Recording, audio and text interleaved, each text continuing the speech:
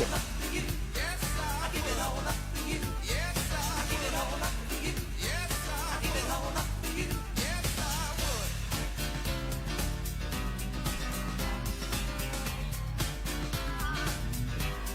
Good morning, Wangbo. Good morning, Wangbo. Good morning, Wangbo. Are you there?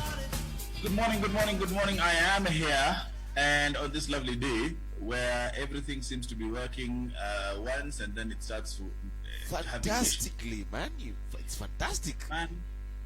That is life. Listen, we have a fantastic show today, which I have been bracing myself, and of course, the entire week with Andre, trying to figure out how we're going to accommodate all these amazing, fantastic human beings who have an opinion on just about anything and everything. So the thing is this: we have a lineup of individuals who are outspoken about exactly what needs to happen in the country in terms of what we're talking about as Black people, as the conversations go on, Black Lives Matter. We've had this conversation, of course, the entire week, the entire month, and now we want to culminate it with a couple of voices and a couple of individuals who are very, very loud.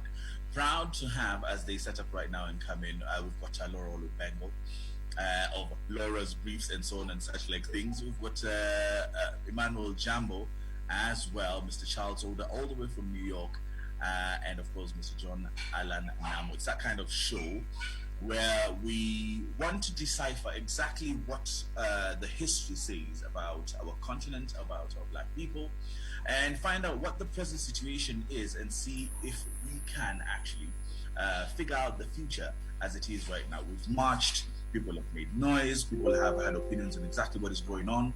So we take it to the next level now and discuss the genesis of our problem. We had, of course, a couple of guys in the past weeks, Renee Ngamau, who we spoke about Pan-Africanism with her as a lawyer, and of course Joanne Queer from Amnesty International as well. We spoke about police brutality and how it's a big trend across Africa and of course the bigger world targeted at Black people.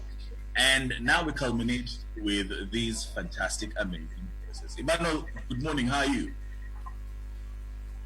Good morning, how you doing? You good? Hey, Laura. Hey, what's up? What's up? When we're starting out, Charles was like, yo, I'm here for the comedy effect. I'm like, have you met Emmanuel Jam? What a beautiful bunch you are. Laura, how are you? I'm very good. What about you? I can't complain, man. Another day, another indoor party. Lockdown party with the kids. I was thinking this morning, this is like Barefoot Radio. It is. I've got my daughter with me who decided to come and join in as well and listen. I want to just educate him. What? That's Nia. That's my daughter Nia, right? Oh my God! Last time I seen her, she was 6 months or a year old. Oh my Lord! What is happening? Yes. You're aging, Charles. That's what's happening. 13, next month. So yeah. Not only am I old, receding hairline, but now I have a child I have to worry about and buy weapons on such like things. But Magul, your receding hairline has been there for a while. Stop there. Oh. Before we go into this Pan-African conversation and start being Black and native, I just want to take a minute and celebrate our colonial friends as Liverpool, whoever follows EPL. Liverpool. I see. I knew this was coming. You had to say something about Liverpool. I had to. It's been 30 years. As far as I can remember starting to watch football, I started supporting Liverpool when I was 9 years old. And I can guarantee you, I have never looked at any other team, supported any other team. So yeah, 30 years of waiting. And then a realization that you're an African and you should actually be supporting your home teams and seeing what you can do back at home. Those are some of the questions that we need to have. And try and decipher why we are so deep-rooted in other people's history. Some say it's an advantage to be open-minded, to be a global citizen, to have a global perspective. Some say it's not. But before we begin, let's just start introducing properly, and we'll start with Charlie. A lot of people, of course, those who know you're a fantastic thespian right here in Kenya, and now they think you're in New York and you're in Hollywood and you've made it, and they don't understand why you're not sending back money home. So just perhaps introduce yourself. Oh man, my name is Charles Ouda. I have been acting professionally since I left high school. I was in high school for that last bit, but yes, that was in '03. I moved out to New York in 2014 to come and pursue a conservatory diploma at the Lee Strasberg Theater and Film Institute, which was a lot of fun. Over time, I got to work on some really controversial revolutionary style work. One of the shirts I'm wearing right now is from that show, one of those shows, Ready, Set, Go, Race, which charted in sort of a minstrel style, a satirical minstrel style, charted the history of Black America in the United States as it stands, from slavery all the way through to that last moment. There was, bless you, that last moment when there was when Trump was elected as president, and there was a lot of neo-Nazi rhetoric around the United States. So we kind of charted that with that play. And I think that was the point when my objectives started to change, and I started to think more about the rich history that has been forgotten. Exactly. And as people say, if we do not learn from our past, we are doomed to repeat it. And I am starting to sense a trend worldwide that people are learning from their past, and it's good. And now, how can we have those conversations, those difficult conversations, to reset the narrative? Indeed. Well spoken. And I like the show as well. Ready, set, go, race. Awesome. Yes, awesome. And when we talk about the past, we also touch on the fact that at one point Emmanuel Jambo had a full head of hair, and that when he was a youth then, and just Emmanuel and I go way back. Like I for one thing moved my wedding day so that Emmanuel could be there to take photos, and that's how Emmanuel we know each other, and of course how far we've come back. But for those who don't know you, Emmanuel, and of course for a special story from Southern Sudan to where you are today, just introduce yourself, I would say.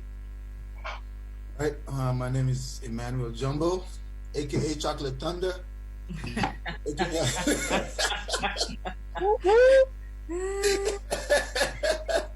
You better ask somebody.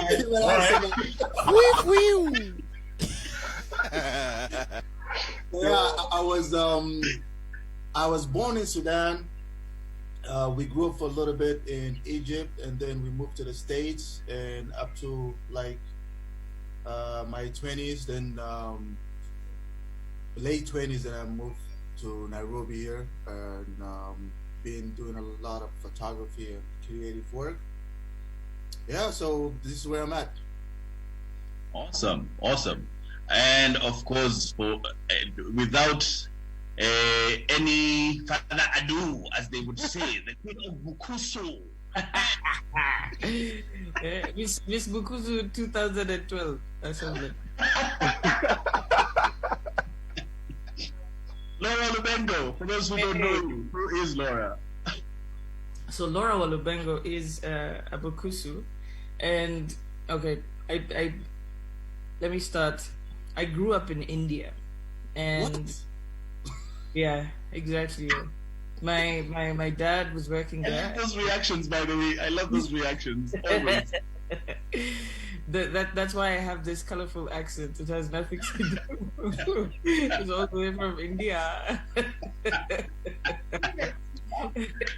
So I'm the last born of quite a big family, and Yes. we came from living a diplomat life in India all the way straight to Shags in Bungoma, Kenya, and that was my first culture shock. But over time, things that every time I watch something, I always equate it to Africa. Like I keep watching these documentaries, top 10 ancient technologies, and the only thing they have is the pyramids in Egypt. I'm like, there must be something that we were doing way before. And so you start researching, and you find that there's so many stories that are in people's libraries, personal libraries. They're hidden in rooms, and it's these narratives that we need to get out there to be able to understand who we are first as a people, because we always look down at ourselves for some reason.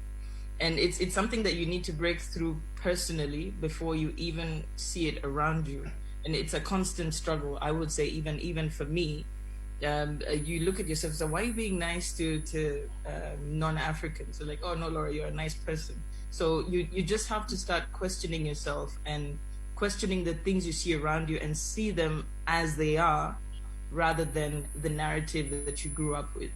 So for me, being African just means being human, another level of human that we don't give ourselves time to become. Absolutely fantastic. Well said.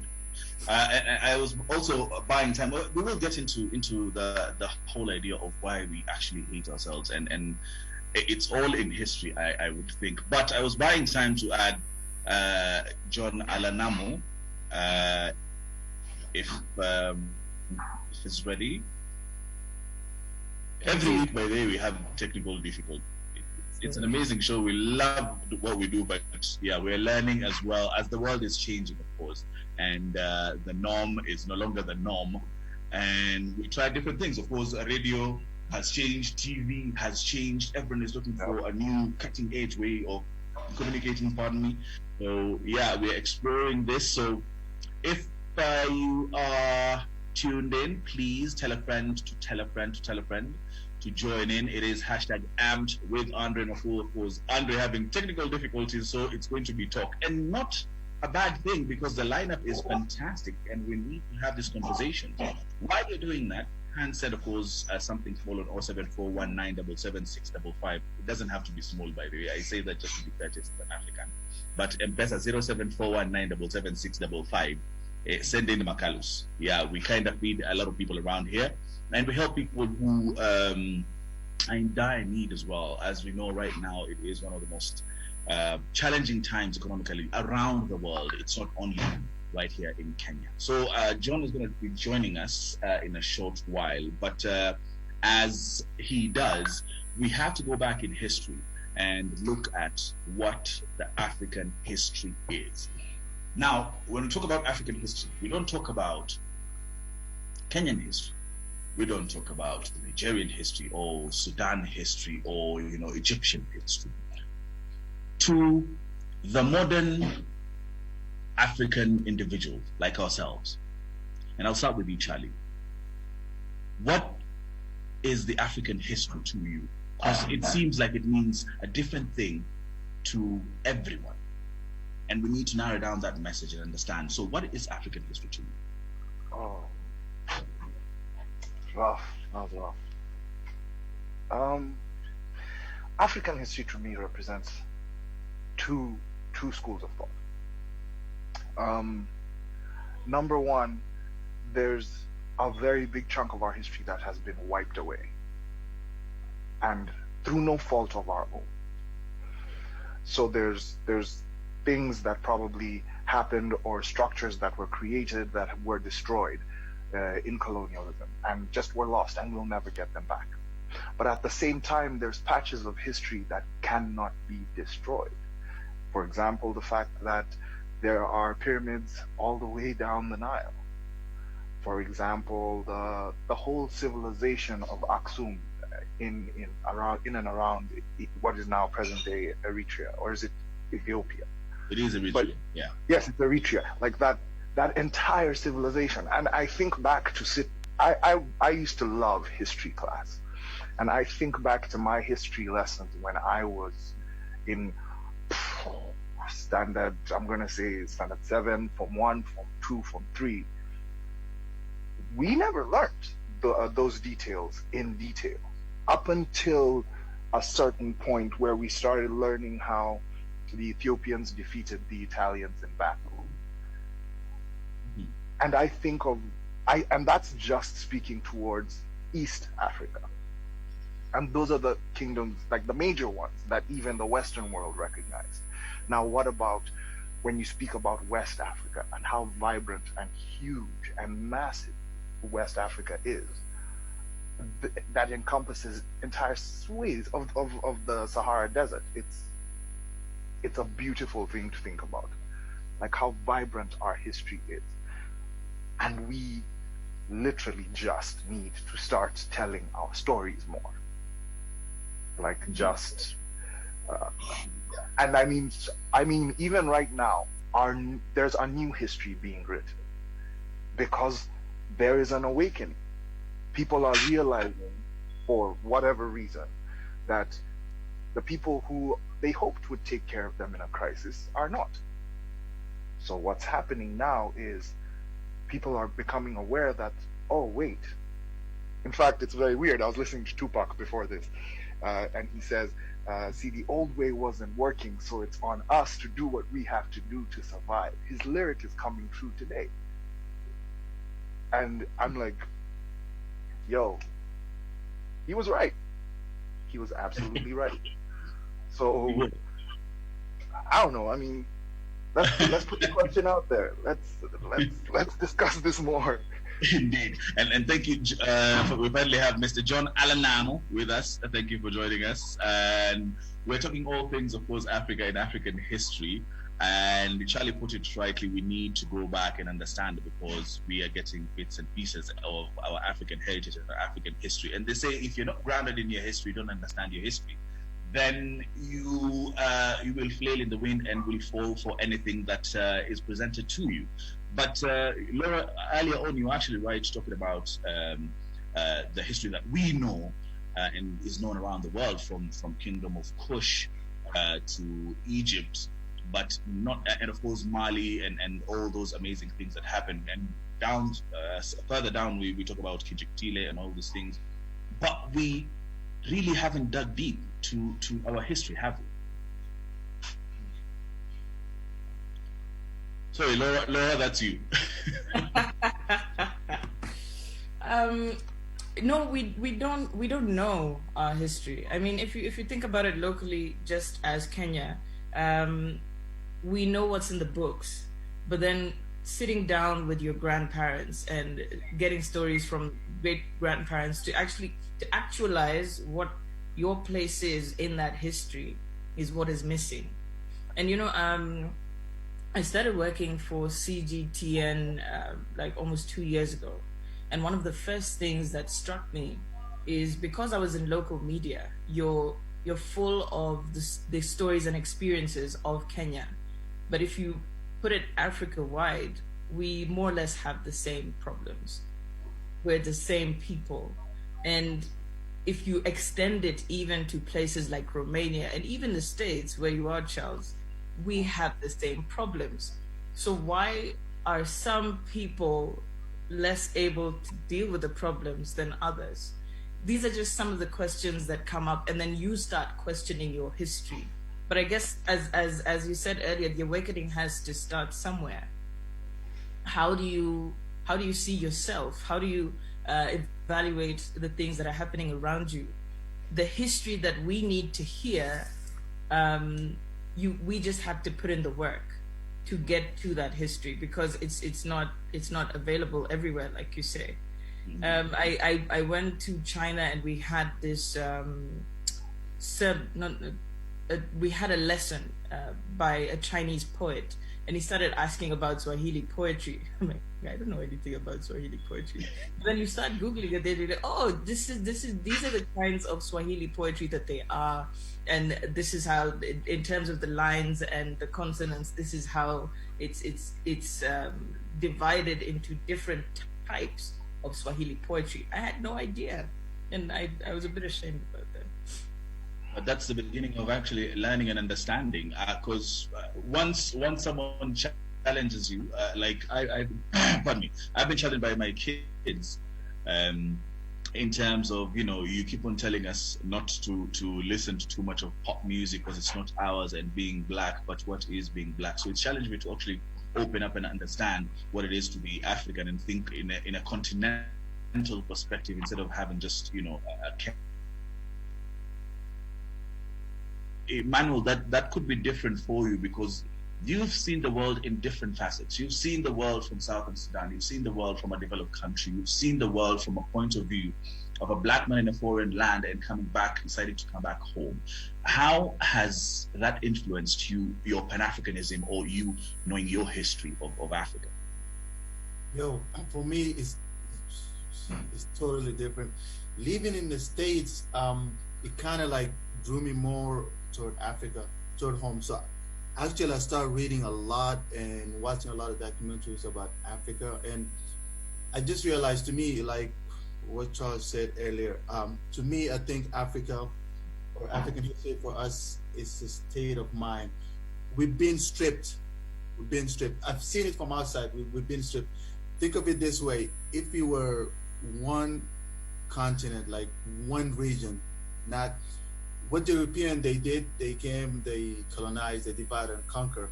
They made some people feel better than others. Even regionally here, where in Kenya, where they put some tribes, they made them feel better than others. That's the first, or could be the second one. But the other thing too is, I believe, that's my own opinion, I believe religion stripped us from our true Africanism. I mean, if you take a man name, and play around with their head, I mean, you're done. If we're walking around carrying a European name or a Middle Eastern name, I don't know. I feel like we're done. So the only way is we just have to look into it. Read our history. They will never tell us anything about Kush Kingdom, about the Ethiopian Kingdom, about the Zulu Kingdom, about Timbuktu. Nothing. They will teach us about Churchill, and that's what kills me every time when I see an African person walking around with the name Churchill, but not Sankara, not Lumumba. Somebody who basically killed and raped your people. So we gotta look deeply into that. We gotta, it's just, we are lost. And then the recent thing is the Hollywood. The Hollywood basically is another propaganda that played with our head. This is the way you're supposed to look for you to be counted beautiful. You have to be white or light-skinned or blah blah, or like smooth hair, and that's why we have problems with some people. They bleach their skins or they smoothen their hair, or our identity is stripped completely. So it's we just have to look into, like what Laura said, we have to look into our Swahili writers, our heroes, our our intellectual philosophers, our all of this. Like, we gotta take it back, because everybody been working hard to make us look like the worst place on earth. Africa is a dark continent. Africa is full of diseases. Africa is just a bunch of savages walking around. So it's a big damage, It's a big damage. Indeed. It's amazing that in 2020 I still talk to people and in foreign lands, and I'm like, I have this internet show. It's like, oh my God, you're from Africa, an internet show, and it always boggles me. But it's deep rooted, even without even looking outside. John, you've been exploring Kenya and the geopolitical, of course, climates for a very long time, and is it safe to say that it's everything that we experience is more or less systematic, and we're still living back in the 60s? Because it can't be that what happened back in the day in the 60s or in the 40s, when we were still struggling, is still happening today, but only under our own Kenyan leadership. Would we be safe to say that? Yeah, for sure. And first of all, let me just say sorry for joining for joining late. I was ready, and then at 8:01, all disaster struck. Kids woke up, internet just became messy, so I've had to log on my phone. But to your question, yeah, for sure. What happened in pre-colonial and colonial Kenya has had echoes in how we live our lives today, and in very, very literal terms, as well as in more, more less literal terms. So, an example would be how the police, for instance, treat Kenyans, like the majority of Kenyans, right?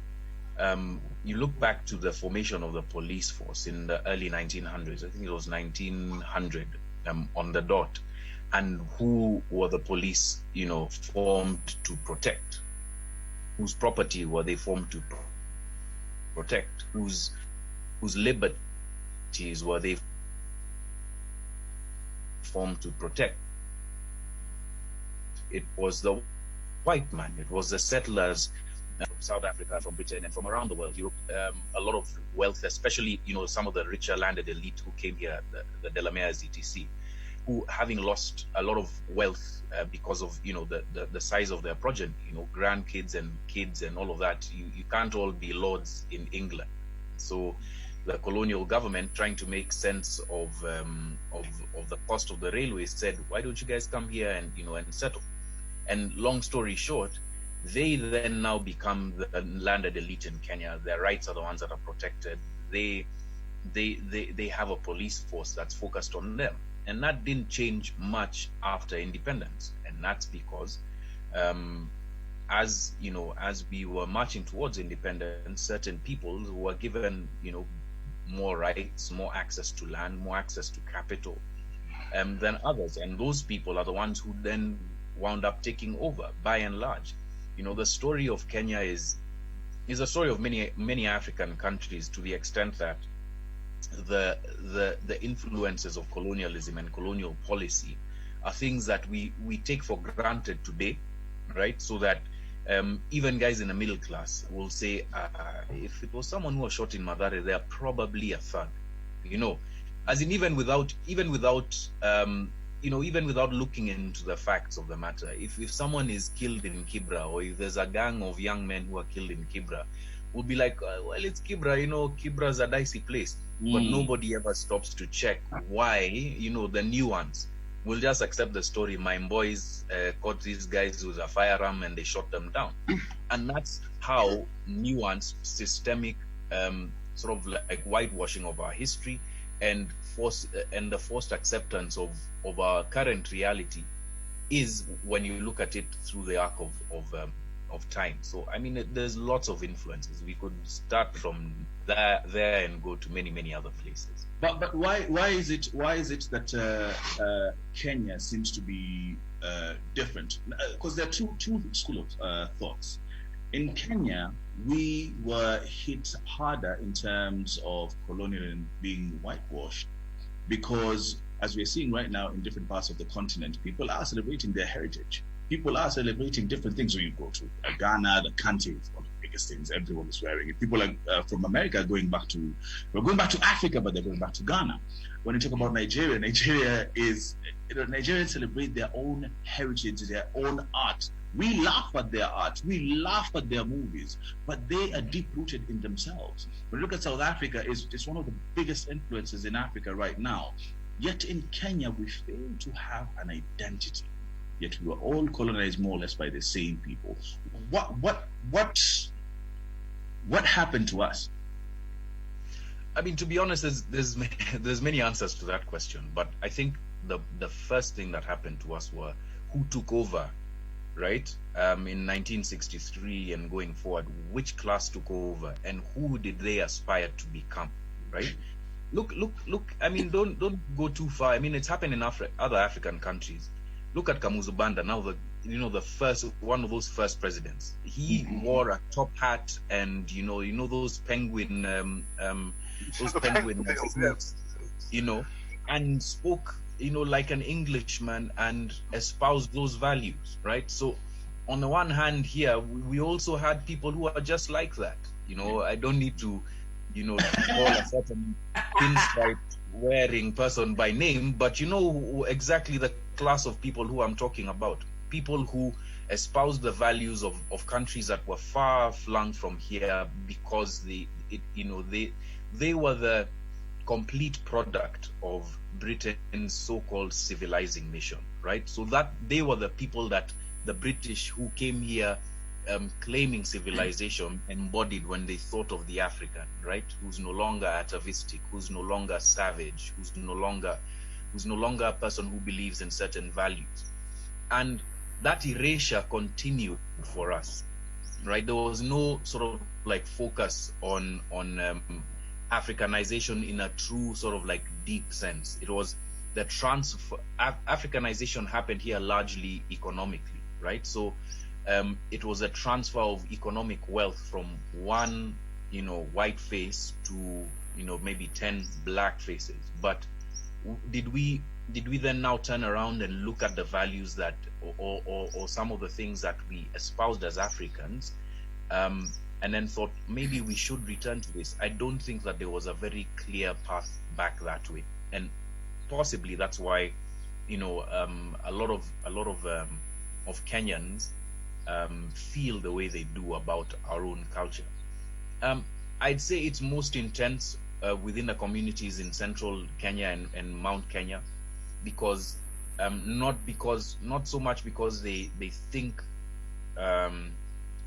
not because they think that they espouse the values of Britain or whatever, but because they were also hardest hit by colonialism, right? So the colonial experiment yielded the White Highlands, etc. And they were forced off their land. Land was a very central part of their culture, not just in terms of being able to till it, but a man could not become a man without land. You understand? So it was a very central part of the culture of the people of the Mount Kenya region, and being made serfs, forced onto reserves, and then also being closer to the urban areas and to the White Highlands, they then became the servants of the British. Yes. And were disconnected in a very real sense from their culture. So returning to it is very, very difficult. And then I think finally, with Britain here, I think one of the things that people forget is that one of the first protests in the 20s, aside from the legal challenges of the Maasai on some of the acts that had been put in place by the British, one of the biggest challenges to Britain was a cultural one, where the Kikuyu, having been told to stop circumcising their women, protested and left the church en masse and started creating African, churches, right? That was a cultural, protest that took place, but it was put down very hard, right? So I guess once bitten, twice shy, and those stories then get retold over history, and then you start to tend to think, well, okay, maybe it's not so bad to, to talk like them and to walk like them and to be like them. True. Very, very interesting. I've never thought about it in that particular way, and it is true. You are conditioned in a way to think that your culture and everything about you is not nice. It is actually backwards and bad. This trickles down, especially when it comes to religion, and that's a very sensitive topic to talk about.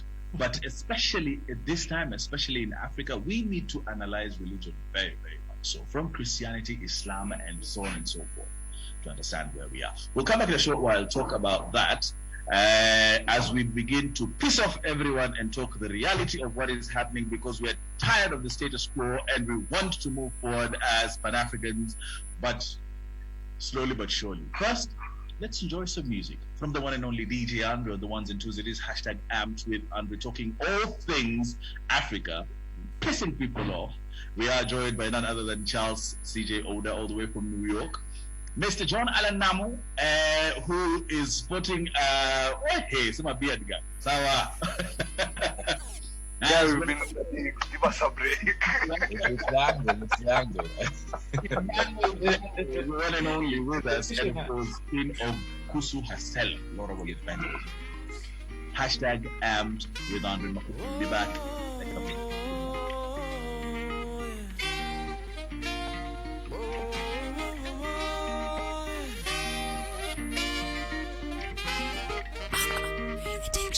Miaka zinapita na mambo ni yale yale, tunasulubiwa kwa manufaa ya wengine. Wakoloni walienda, ukoloni bado uko, wakoloni weusi wa mongoni mwako. Ahadi zao nasema hawaweki, ahadi wao imegeuka sio kweli. Ahadi zao nasema hawaweki, ahadi wao imegeuka sio deni. Haisema tuko shamba la wanyama, wewe ndiye mfalme na taji la dhahabu. Haisema tuko shamba la wanyama, wewe ndiye mfalme, wewe binadamu.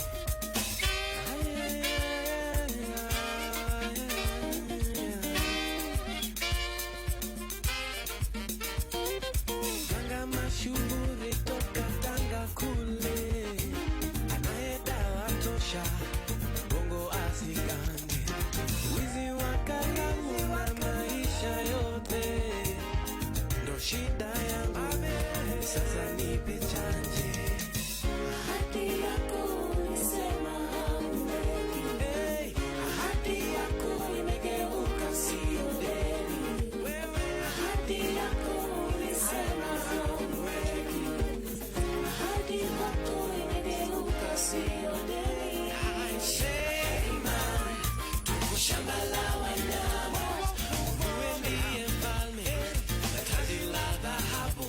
Haisema tuko shamba la wanyama, wewe ndiye mfalme, wewe binadamu. Haisema tuko shamba la wanyama, wewe ndiye mfalme na taji la dhahabu. Haisema tuko shamba la wanyama, wewe ndiye mfalme, wewe binadamu. Ahadi yetu tumesema hatuweki, ahadi yetu iweka kwetu deni. Ahadi yetu tumesema hatuweki, ahadi yetu iweka kwetu deni. Haisema tuko shamba la wanyama, wewe ndiye mfalme na taji la dhahabu. Haisema tuko shamba la wanyama, wewe ndiye mfalme, wewe binadamu.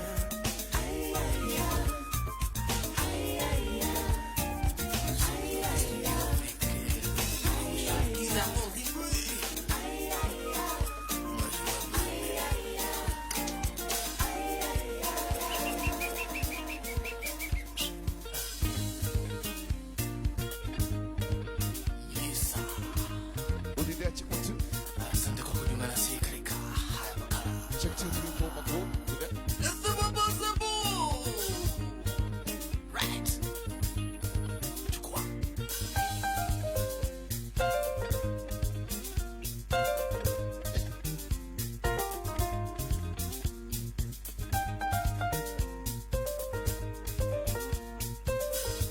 We're back, Maku. Awesome. By the way, I was just lingering you so that I can enjoy that track. I love that track. That's the Aaron Portuguese Rumberi and Mr. Eric Wainaina, the original rebel.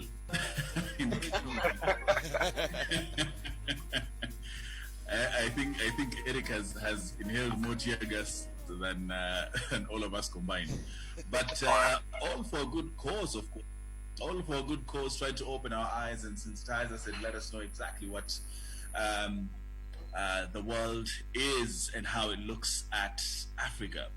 Now, I've been watching a lot of history videos and history channels and all these things, and I started learning on what exactly happened in Africa. And this goes back to even not 1963 or in the 1900s, back in 1800s. And it's something that we've explored in the past 4 shows, if I'm not wrong, and we're wrapping up in this. But the Berlin Conference was a major thing in Africa. It was a meeting of 14 nations to discuss territorial disputes in Africa. So the meeting was held in Berlin, Germany from November 1884 to February 1885 and included representatives from the United States and Europe, nations such as Britain, France, Germany.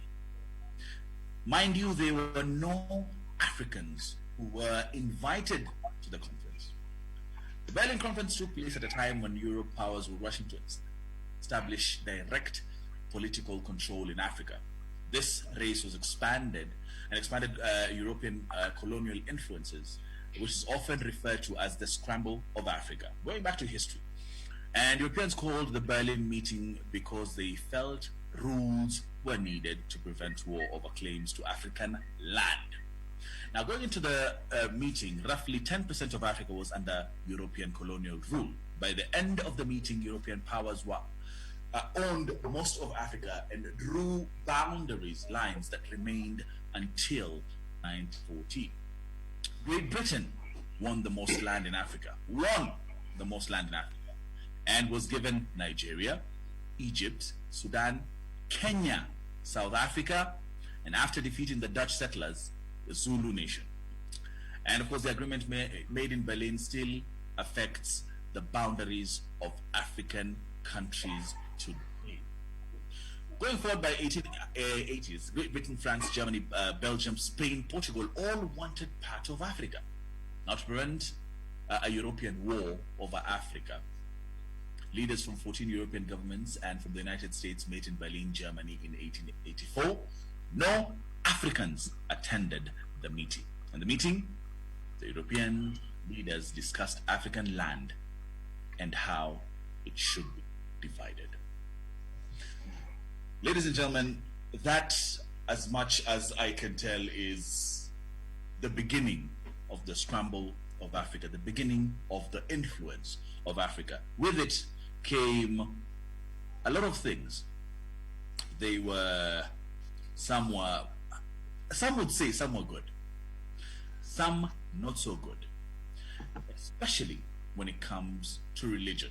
Now, why I say some say it's good and some say it's not good is because right now, try and argue with your auntie or go and try argue with your mom from Pentecostal church and tell them that in 1884 we didn't have Christianity and we were really all right. I try and go and talk to my uncles and state that in Islam we need to actually ask questions and understand what exactly we are saying, because we can't just be in a place where we're told, in case of anything, your life has been figured out from beginning to end. So don't worry, sit and pray. Just sit and pray. You have problems, sit and pray. Your daughter can't go to school, sit and pray. There's no, sit and pray, don't worry. There's no food. Exactly the notion, and it's cut across Africa. Guys, how has religion played a part in where we are as an African continent? I'll start with you, Laura. Okay, the opinion I'm going to give you is very uneducated. It's just based on some notions I've picked here and there.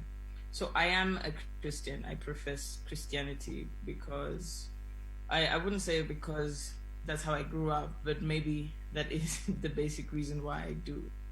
I feel like religion is a sensitive topic simply because spirituality had really nothing to do with Christianity or Islam. It's just that need, I guess, for everybody to have a supreme being that they look up to, or to be able to understand why the world is the way it is. So I would say Christianity is basically just giving us a new blueprint on what spirituality is meant to be, rather than a complete brainwash. I feel like maybe that's what they believed in, and they couldn't understand that we're praying to mountains or we're praying to trees. And so it was introduced, and maybe when it was introduced in Europe, it was a way of controlling the masses then, because I mean they fought for as long as I can remember. They're always fighting, even in the movies they're still fighting and stuff like I that. think it was introduced in the Babylonian system, if I'm not wrong. There you go. So religion, the moment you started talking about it, even to me, my alarm guards went up. I'm like, okay, is he gonna start attacking me now, attacking my thoughts? And I guess that's probably how a lot of people feel. So I don't know who Bukusus used to pray to in a long time ago. I know that we've been walking around. I mean, in Botswana, there's people called the Bukushu, and they have names like our names. So I don't know where everything started, and I don't know what our form of spirituality was. But to me, religion isn't so bad, simply because I don't think I've used it personally in a way that harms me. Maybe if I had an alternative that I believed in, then it would make a difference. So that's where I stand when it comes to religion. I'll quickly skip to Emmanuel, who I think is itching to say something. He looks like he faces Mount Kenya and he prays to Orisha, and deeply rooted in the African sense. But Emmanuel, what's your perspective? Because we've been told that everything that we used, our spirituality back in the day, was wrong, and it turned into everything now that is associated with African spirituality is either juju or is something that is witchcraft, and is not permissible in the modern society. What do you think? Yeah, I think back then we had a spirituality. Some pray to mountains, some pray to the sun, and I think we were doing all right till we were told otherwise, And religion, I think it's like a law and order. It's a system that to control, like what Laura said. In Europe, there was a lot of people fighting, blah blah, and then I think it was brought here to kind of blind you, to make you like. I feel like religion is the first Instagram, like you get your followers, and actually I think maybe Instagram is better because, like, if you go back in history, both religion, they all came with the sword. They all came with the sword, It's like you convert or we cut your head off, And in some cases, women were raped, and then the new product, is they take on a different name, religion, blah blah. They take a different identity. Basically, you were told now you're not African, you're something else. I think we're doing all right. Some people, I think it's a very sensitive. There's a lot I want to say, but I was, when I was a kid, I grew up in the church. My parents were Catholic, so we went to the church. I was even an altar boy at some point, and I guess I just did my service and got lazy to go to the church or whatever. But right after my teenage years, I just realized that this is not for me. Everything, like from the way why I have to carry a European name or a name that's in the Bible, and even if you look into the Bible, a lot of things that in the Bible they say it kind of make us look bad, like, oh, wash me, God, make me, clean or pure as white as snow, or like anything black is bad, anything white is pure, that's all in the Bible, that's all in the dictionary. So I just kind of, dipped. I just Exodus, I'm like, this is not for me. And I know a lot of people probably they have the inner thought, but religion is something that, like some would say, is one of the best stunts ever. Like something that you cannot touch, you cannot see, but it's just a belief. And once people believe, they're scared. They're scared to talk about it. They're scared to go the other way, So you just leave it that way, where everybody will find out their own way. Charlie, what do you think about religion? Yeah, yeah. You really want us to go down this road? Listen, if we are going to have an honest conversation, we need to have not in a personal way, but we need to have an honest conversation about where we are, because a lot of people are struggling Right. with reality, and they trace it back and saying it's a white thing or it's an Arab thing. It's not for me, and we have to explore that because it forms part of our identity, especially in Africa. You're right. You're absolutely right. Yeah. I believe that there's something out there, something that we do not fully comprehend or understand. Whether it actually has sway on our lives right now is neither here nor there, for me at least. Um, I I think Emmanuel. Uh, I'm not going to say 100% right, but I'm going to say that I was giving him snaps all the way through, just because I think that religion is something that is very easily used as a tool to colonize, and it's the greatest tool because it's not like he said, it does come with the sword, but once the conversion has been made, and then the conversion is now a generation or two or three from the original person who's been converted, it stops being just education and it becomes ingrained. And I feel like that may be what happened to a lot of us when we were growing up, in terms of even from our parents' generation and the generation before that. If the colonizer comes in and is beating the religion into you every day, like learn this, but you can't read the Bible because you're black and you're not supposed to be able to read. But you have to trust what I say to you, that Jesus is Lord. You have to take this. And then suddenly that conversion becomes generational knowledge passed down through the ages. And for lack of a better word, it becomes the fear of God being put into you. So I think we do, as Africans, as people around the world, but also as Africans specifically, we have to look at those systems, those religious systems that we were brought up in, and genuinely question them. Don't trust that the Bible has this information. Don't tell me that, oh, you can find all your answers in this book. Sit down and read the book and point to the answer and figure out what the context is. Where is it coming from? There are schools of thought who call the Apostle Paul the deceiver. This dude wrote like almost a good sizable chunk of the New Testament books that are in the common Bible that we read.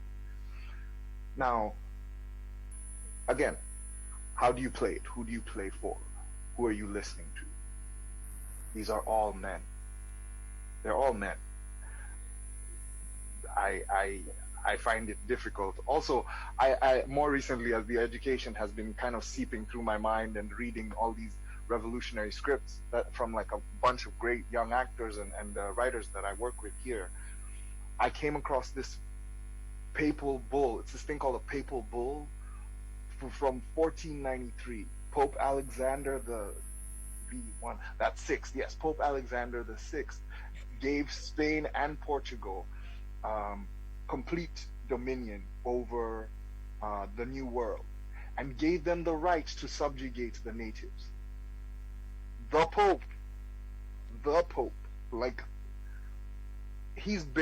the Pope is basically the religious institution. Given this was hundreds of years ago, but this is still something major.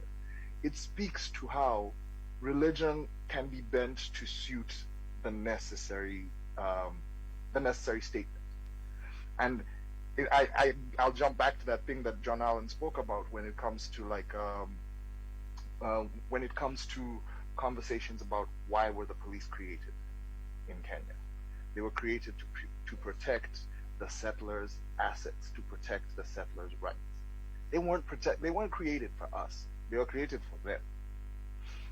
now it's kind of the same thing. I'm like, yo, all these things, they make no sense, and now we're getting held back by this religion stuff and It's- all these lifestyle changes, and oh, they took our culture away from us. We were doing fine without your suits and your ties. I mean, I would have been farming somewhere in game.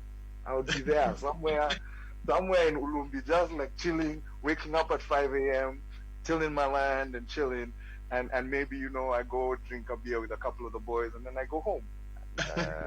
I kiss my wife. Simple things. It is the same thing, I think, as Muslims were struggling with. We're debating with one of my good scholar friends, and he says in the Quran, we can quote and say, especially the tidbits which say, do good unto your slaves, be just to your slaves, do A, B, C, D to your slaves, which was something that was really acceptable. When it came to slaves, it was always the black people. So being ingrained and talking religion and talking about a book that is supposed to be holy and unites and brings people together, yet points out a certain race which is on the lower side, makes people think. And I think that's what people are talking about right now around the world. But is it, and this I'll throw it to you, John, is it okay to say that we can now blanket the whole idea of black people championing our rights, or do we still need to divide the conversations and still say Africa needs a different conversation because we're lagging behind, we haven't caught up with the world, we are still talking about 1963 infrastructure and so on and so forth? Or should we actually stand up and say it doesn't really matter if you're in Timbuktu or you're in the middle of Atlanta, Georgia? What you're facing as a black person is the same thing that I'm facing as a black person, is the same thing if Charlie is facing in New York. Would we be right to say that? Sorry, your mic is off. Your mic is off. Sorry, I keep forgetting about these things. So I was saying yes and no. Yes, and why I say that is because you need to look at it from what fight you're fighting, right? If we're fighting for universal equality, acceptance of the black body, right? That we are equal to everybody else and we must be treated and accepted as such, then that's something that unifies all of us. I think it was Malcolm X who was talking about this, right after founding his organization of Afro. This was like a OOAU. I forget what the acronym stood for. But what he was saying essentially was, if we get mired by religion, you're a Christian, I am Muslim, then we will always find things to fight about. But what is it that is common about all of us? Have we been mistreated as a result of the color of our skin? Yes. Are we unable to access the kind of rights that other people access because of the color of our skin? And he was talking not just about black people, right? But he was talking about people of different colors, except for white. Minority, yeah. Yes, minorities. Minorities in America, but majorities elsewhere who are still facing the same kinds of things. So if you look at it from that point of view, then for sure, there's a certain universality to saying Black Lives Matter that you cannot erase, that you agree with and you resonate with. Which is, side note, I was thoroughly disappointed to have seen our president say that all lives matter in this moment. It was a lack of a reading of it was a lack of a reading of context, right? And I mean, I don't have to go back to how many people have said it's not really that all other lives matter less. That argument. I think we're all on the same page when it comes to that, right? So there's that universality.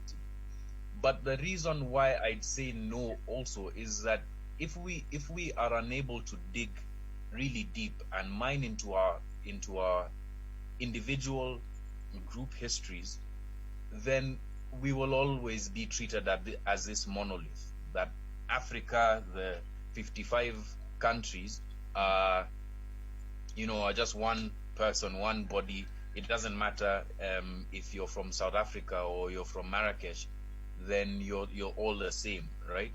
We all have our very different, very nuanced histories that we need to understand.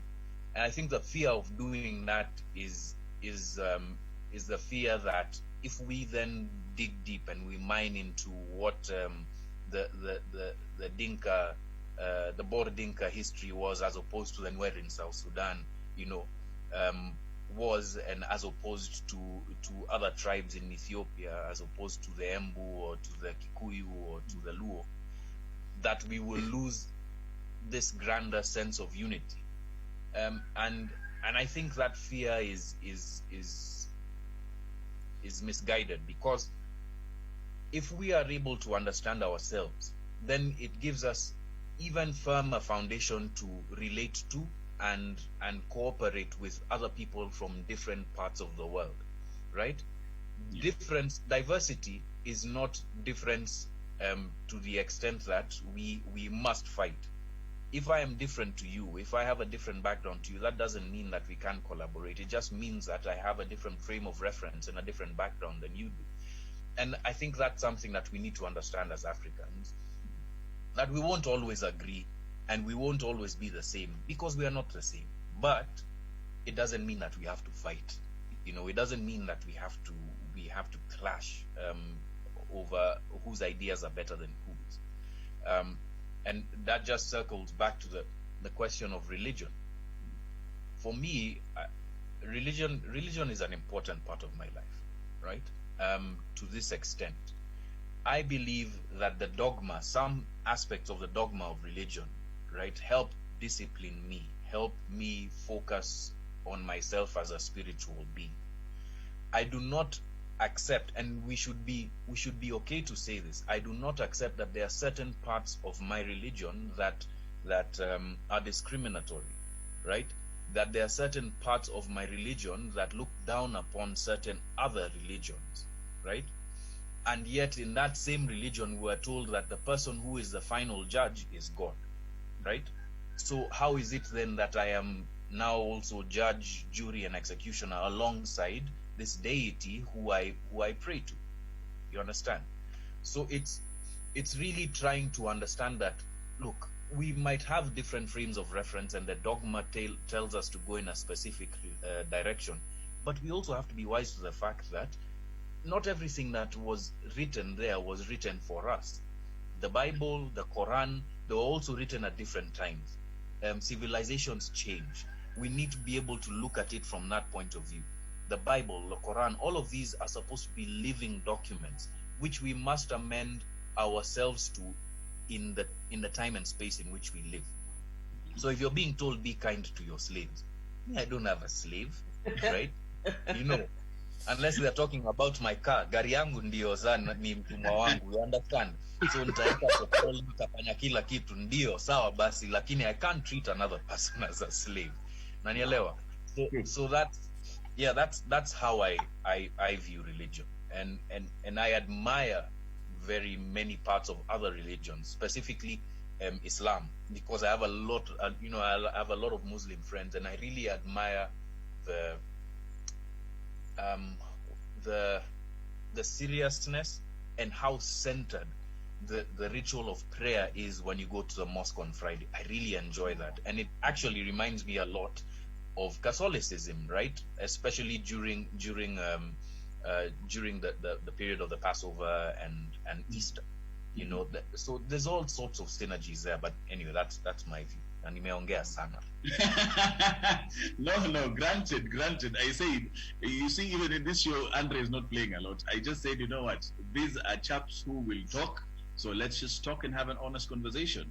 And wait, I have a question. Just a quick question. Did he really say that? Yeah. Sorry? The president really said that, like that. Yes. That's no. Yeah, he did.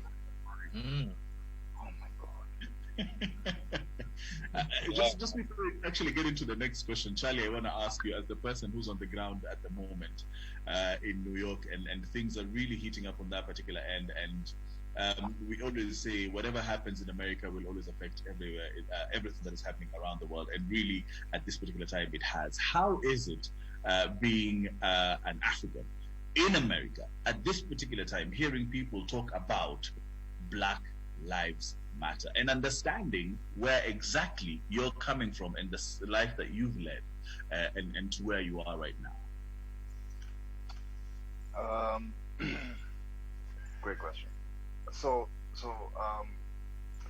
there's a couple of people in my theater family who are directly involved with the protests right now. The protests have been pretty constant. The NYPD is pushing back in the most interesting and vulgar ways. That being said,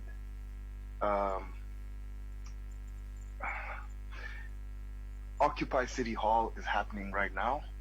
So there are guys who have been camping outside City Hall, encouraging the city council to come together and defund the police. Which, if I can just quickly explain it off, defund does not necessarily mean completely abolish. However, it doesn't make sense that a bunch of peaceful protesters are getting attacked with tear gas, rubber bullets, batons. It's not that. I was going to curse. I'm not going to curse today. That stuff is wrong, and there's no services, there's no like mental health services for people who are struggling. The schools and education system is falling apart. They are not paying teachers properly. My friend, one of my other good friends, Sammy, works in the school system in the city, and she tells me horror stories that you would not believe. Well, in terms of America, you would not believe. And sometimes I'm just like, well, I've seen schools like that, unfortunately. And again, that's why it ties back to Kenya. For me, I think that the journey of the civil rights movement and Black America from about the 40s all the way through till 2008 has had a very strong connection with East Africa. Aside from the fact that Obama Sr. and Wangari Maathai and a bunch of very prominent people were brought out to study, not just paid for by the JFK Foundation, but also paid for by people like Malcolm X, Harry Belafonte, people from the NAACP, who helped fly that first airlift of people to come to New York for orientation, to speak to these civil rights icons, and then be dispersed into various colleges across the United States. And that's how connected this whole like Black Lives Matter, everything that's happening here, and every conversation that's happening here. That's why it's so important for us to be very vocal about that stuff, because it's like a shockwave. When you drop a stone in a pond, it ripples the waves, and the waves go everywhere. And you have situations where even the Dutch are rethinking that blackface thing they do for Christmas, Zwarte Peter or whatever they call it.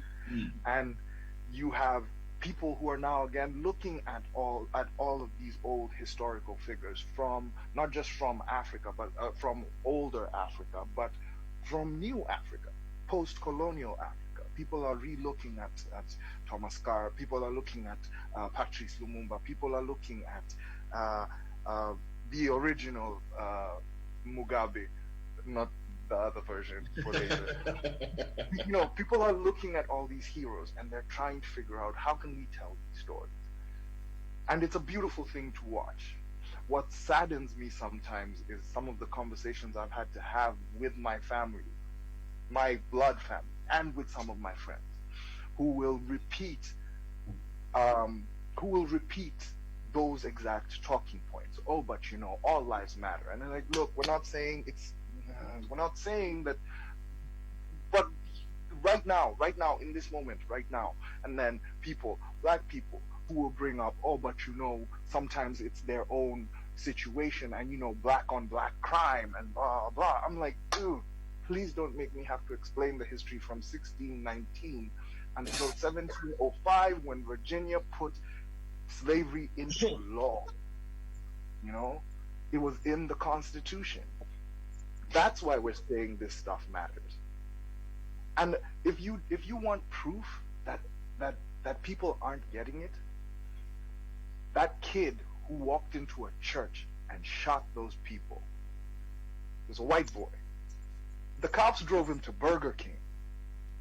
Well, nika anapelekwa huko, enda huko KFC, get him like a bucket or some shit, and then they put him back into the car and they drove him to the station. Why? He was hungry. He was hungry.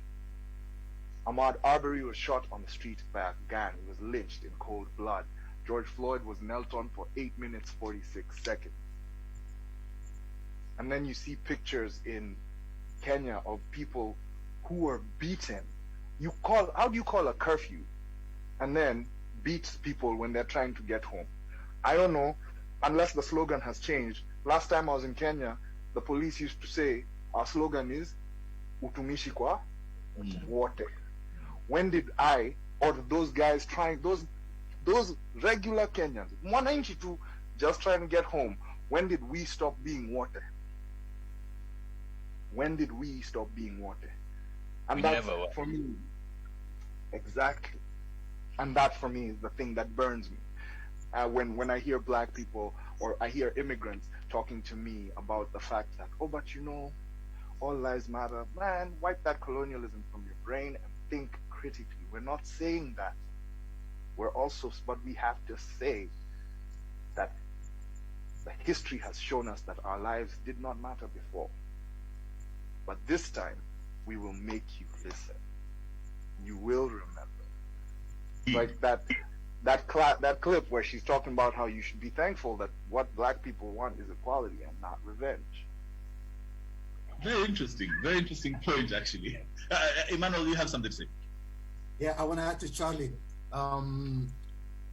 Back in the 90s, a black congressman also put pressure in the Congress to really work on apartheid in South Africa and to put a lot of pressure to put a ban on South Africa. So and that's why I'm always having a conversation with a lot of people. They say, "Oh, that's in America," and that's our weakness.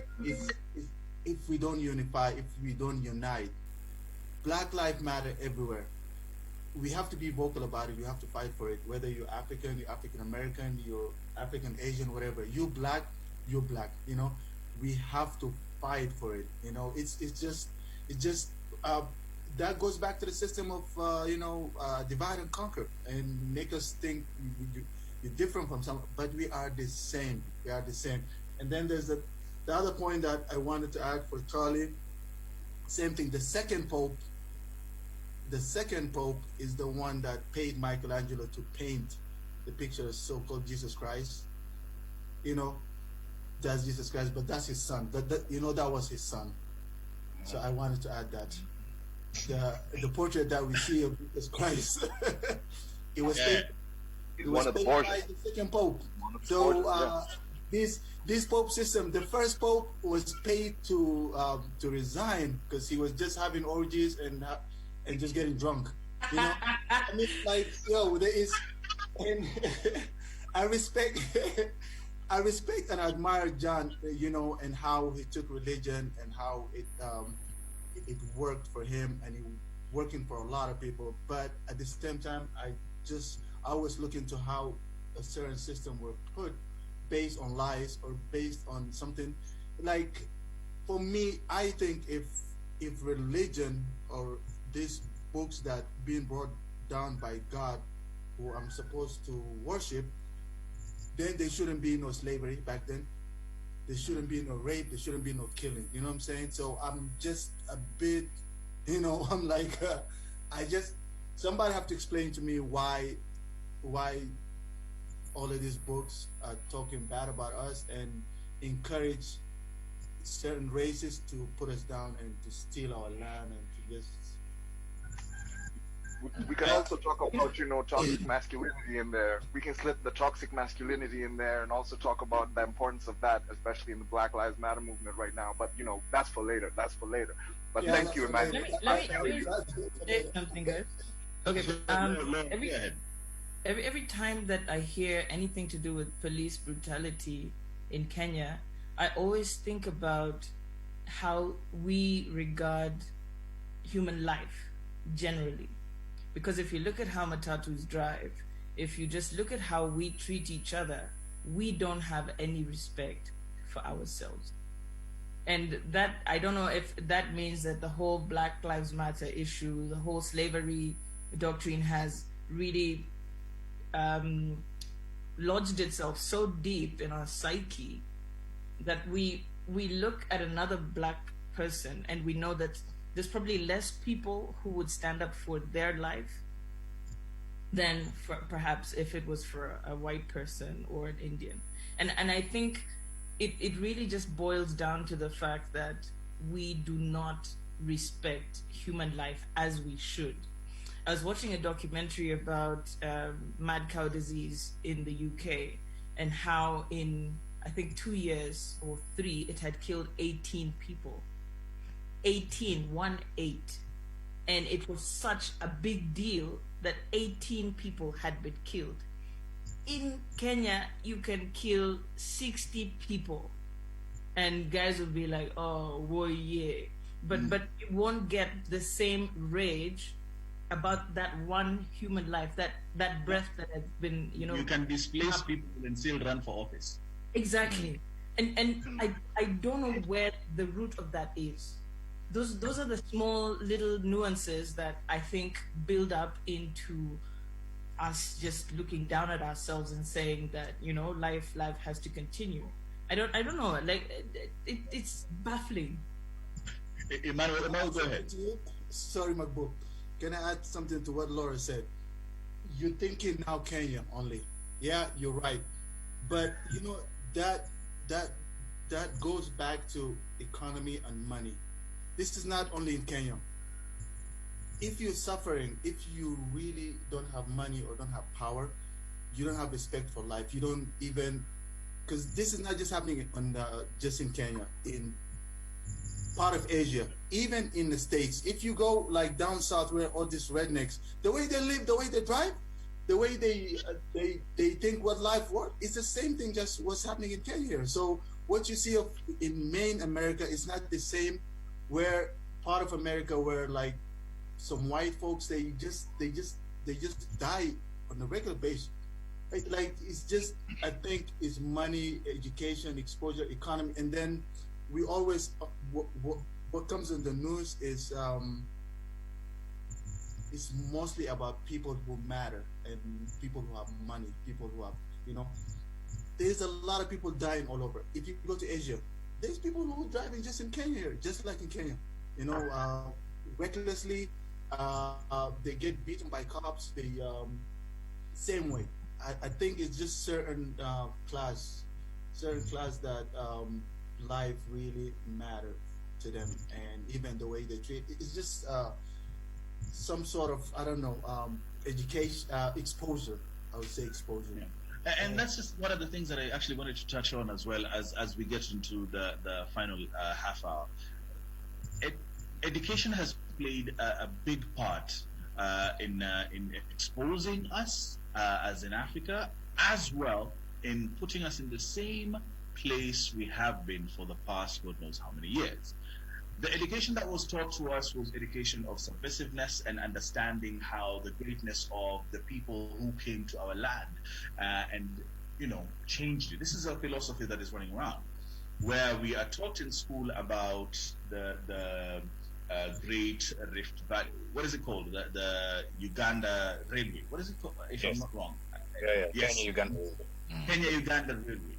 We are taught more about that than more about the emphasis on the Maji Maji rebellion and what it meant, and Kinjikitile and all these things. We weren't even taught in school. I don't remember in school learning about Marcus Garvey and all these people, but I learned about Churchill.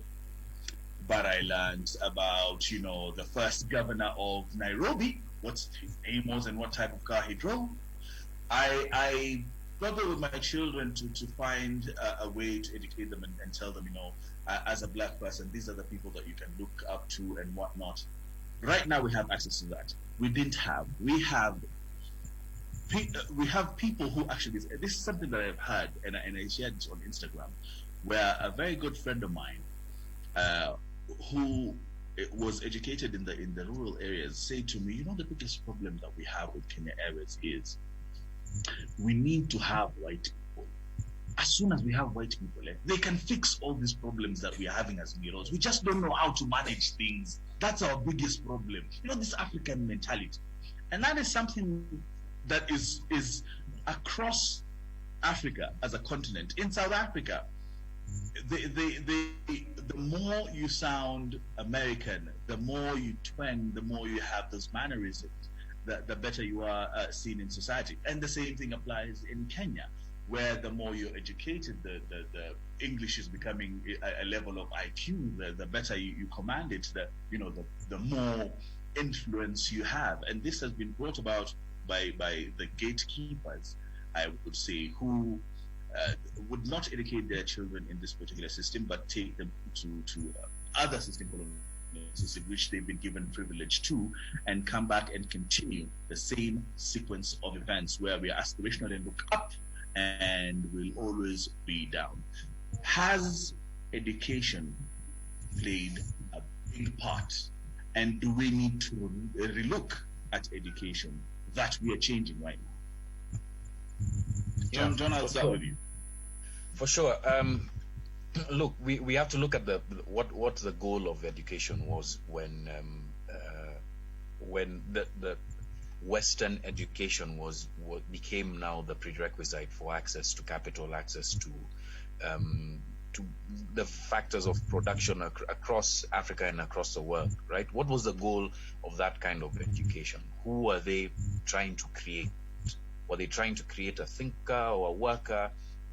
And once you figure that out, then now it becomes easier to figure out then, okay, so then what do we want for our children? What kind of person, what kind of people do we want our children to be? And from there, the foundation of that then now can grow. I'd encourage, the people who are listening and a lot of other people to read the blog posts, the Facebook posts of Dr. Wandi Anjoya, because she's been very focused on the issue of education and what it means in very granular ways, so that when we're being told that TVETs are very important, right? What does that exactly mean? Who are we trying to create in the next couple of years? What kind of person are we trying to create? A person who possibly is just being fed into an economy that's been created for them, that they have no part in other than to work like bees and be cogs in a machine. Before we continue, just a quick one. I just wanted to explain the TVET, because it's really important for people to understand what it means and what it means in the future. Yes, so these are technical schools, right? So essentially, what the focal point will be is to create a class of workers, right? A class of people who work for the new economy that is being created, an industrialized economy, which to me find as parts of it that makes sense, but on the most part we are not educating the whole person, right? And that's where we need to look, right?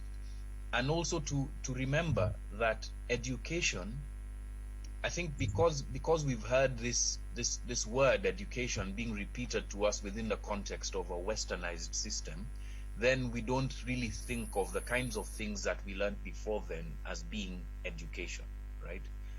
And yet we survived, and yet Africans grew, created civilizations, created kingdoms, and were able to trade with the rest of the world, right? If that is an evidence of there being an educated African before colonialism, before the pre-colonial period, even before slavery, then I don't know what is.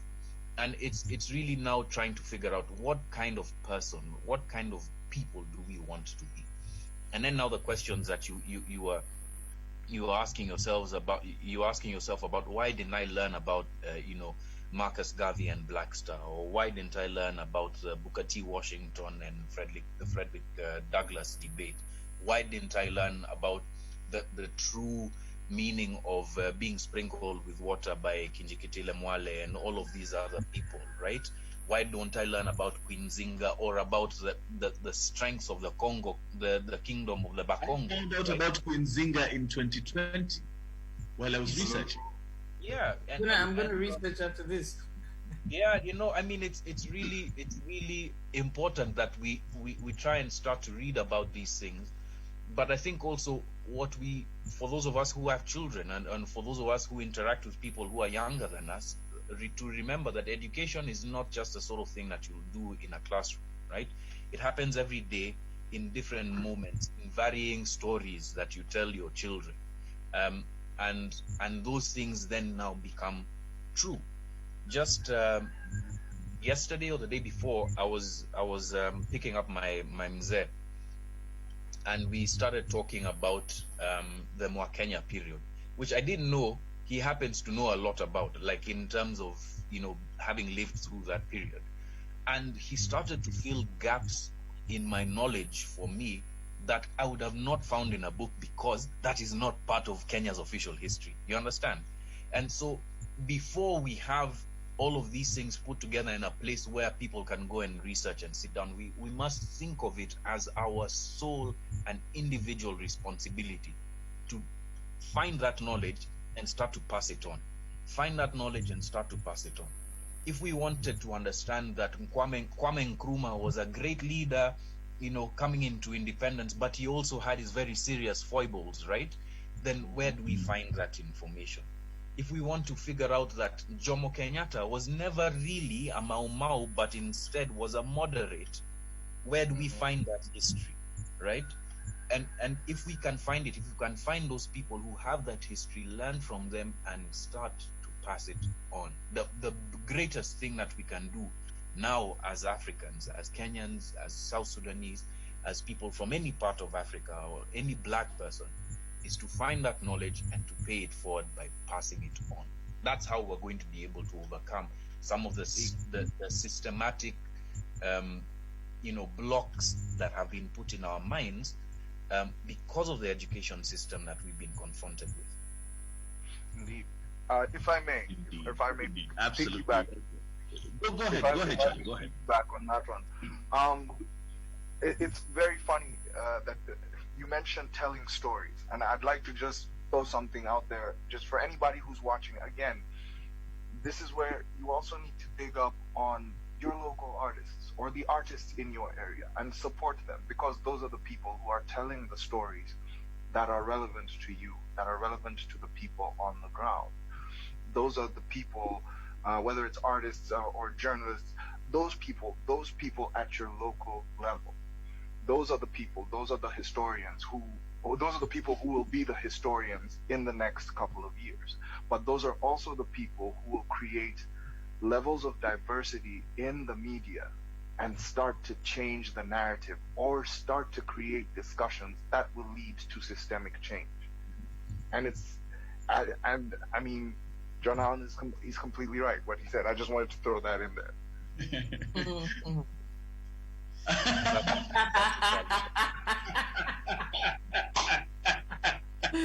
I think Emmanuel, you'll have to hold that up as we talk about this. 07419776655. Send them Pesa. Emmanuel has his own number.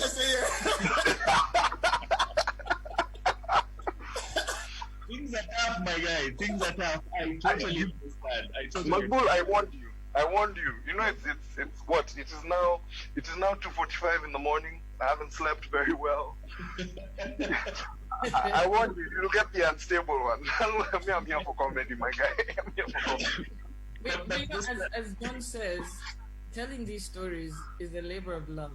The reason that we're interested in all these things, we shouldn't take it for granted, because not everybody really cares. But the fact that we care and the fact that we have the access that we have to the older generation, that we have the interest to watch these documentaries and to watch stories that people have taken the time and effort to break away from the norm to actually put together, it means that we have a unique responsibility to make this happen. And I love it that it comes from little stories, that there's pockets of knowledge everywhere. And we should also encourage people who are younger than us to be interested in what's going on. I mean, the only thing I knew about growing up in India, coming back to Kakamega, Bungoma, only thing I knew about our culture at that time was the traditional dance that used to happen in school. That was my introduction to Luya music. And then from there, you look at functions in shags in the village. When you go, you pay these guys 200, 500, 1,000 bob to come and entertain you. But there's nowhere else where this is happening. So when these guys don't have enough 500 bobs to earn a living, what's going to happen? What's going to happen to that particular culture? Culture is changing because community is changing and everything is being merged. But as John was saying, when it comes to history, those are the stories that we need to know. The story it'll just give you a sense of identity, a proper sense of identity. But we just need to keep that labor of love going. Education is fundamental. And I love that about in the Quran. It states that because the school of thought is the Prophet knew of days to come that we would be battling not each other but battling our souls, and that's the essence of jihad. He said that there will come a time, it's not about jihad fighting with swords and whatnot, it's jihadun nafsi, jihad fighting, which is Swahili, unapigania nafsi yako. Because right now we are being swayed in different ways. We don't understand where we're coming from, where we're going. We're on the cusp of change, and it's always a confusing time where we create a new identity. But at the same time, as Africans, what we're complaining about is we can't go forward without knowing our past. We've completely been whitewashed. So as we do wrap up, education is one of the things that we've spoken about and needs to change. What other nuances do we need to start talking about, especially to the coming generation, so that they can start looking at them and start changing them, or we can actually start implementing them without shouting the help of the government, do this, do that, on an individual capacity? How do we start moving forward and looking back as well and understanding where we're coming from? Ooh. Anyone want to do that? That's an interesting one. Let me kick off and say that I think one of the interesting things one of the things that I like about Instagram, and granted, I'm not a huge sort of like Instagram, but one of the things that I do like about it when I see my wife going through like various pages is just how interesting African fashion is, right? And you know that people think of it as like a small thing, right? But the more we see these very beautiful images of our own culture being projected on platforms like these, the more we start to have it ingrained in us that, you know what, we actually are beautiful. You know, and it can come from small things like that, and being reinforced, those kinds of things being reinforced there. Another thing, now that we are talking about platforms, is ownership of platforms, right? Remember that in as much as we are having a free-flowing conversation, we are having it on someone else's platform, and therefore someone else's, time. We must recognize that Twitter, that Facebook, that Instagram, the same Instagram that I'm talking about, those are not things that we can control. And ultimately, they will be the same pillars that could lead to our own subjugation, right? If you're following the debate on fair use and the kind of diplomacy that's being deployed regarding that specific issue across the world, then you'll know that there's now a battle for the intellectual property of the African, right? And if we do not defend that, if we do not figure out a way to ensure that our intellectual property does not then now become some sort of cheap thing to be bandied here and there and not owned by us, then we'll be in trouble. But the final thing I will say, I mean, just starting from fashion, is that it's in those small things. It's in fashion, it's in music, like, was it you or was it Laura who talked about music? And yes, it was Laura talking about music and culture and how it disappears. Let me pose something as a question statement, etc. What if the gengeton / that new sort of like vibe in music was to Kenya what the NWA and gangster rap was to the United States? I say the same thing.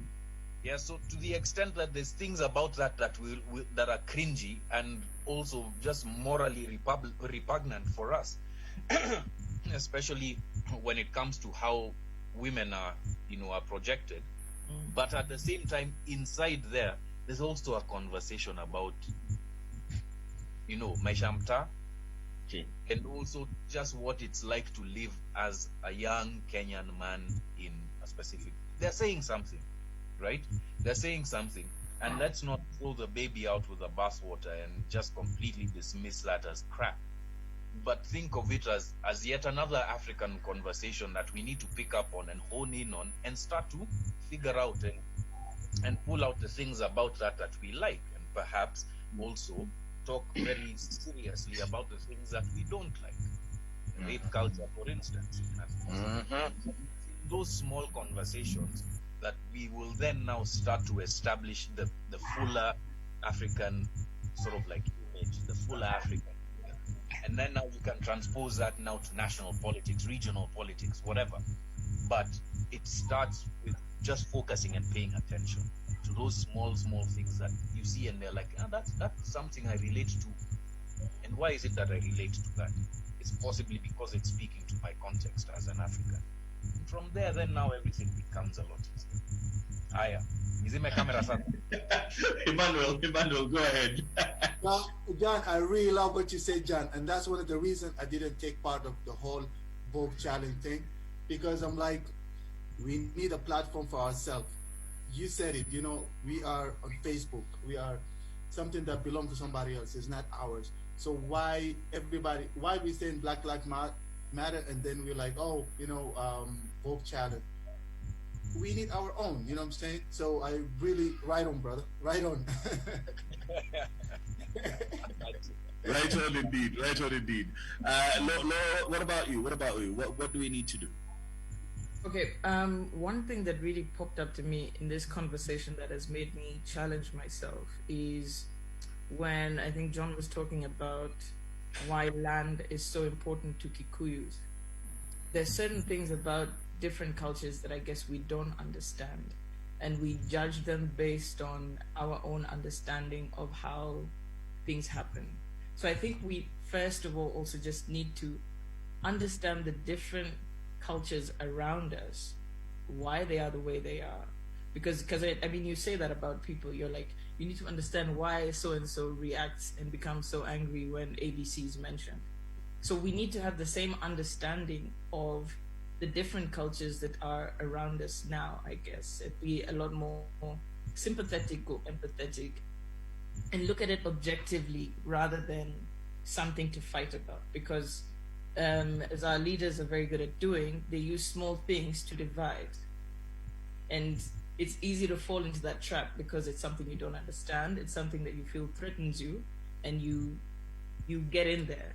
And talking about leaders, when we start questioning Churchill, when we start questioning all these colonial masters in history, or the people that have been glorified in the past, we have started looking at who they are. Like the way Charles was saying, there's the old Mugabe and the new Mugabe. We have to look at people as people. I mean, there's leaders who've shot and killed citizens, and we're still looking up to them because of the whole money and economy angle of things. So we just have to really be just rational. Look at our leaders as who they are. Look at who people are, and understand the cultures around us. That's a big thing for me. Awesome. The Pan-African, by the way, who's traveling back and forth across the continent and finding out exactly what is happening. Thank you, by the way, Laura. I've been learning a lot on CGTN. took Chinese to teach us. Ironically. but again, pardon, and I'm going to share this a bit later on the group as well on the Facebook page. But I found sharing of YouTube channels like the ones that I shared earlier on with you guys. This was the Center of African Thoughts. It helps in these conversations as well for the kids. If you go on YouTube and look at extra credits and just type Africa, it will bring you all the stories, and they are very, very thorough. These are the guys who are being sponsored by Patreon. So find out, because it starts with the kids, and I believe if the kids are educated, they learn, then we learn as well. And through the extra credits, learning through the kids, I learned about Minzing as well and explored more about it. But that's just in terms of education. Emmanuel, you having seen the world from different perspectives, especially from Southern Sudan, to being in the center of affluence in America, black affluence with Luol Deng and all these things. What's your notion in terms of going forward as Africa? I think it's just for us, especially this generation, is very important.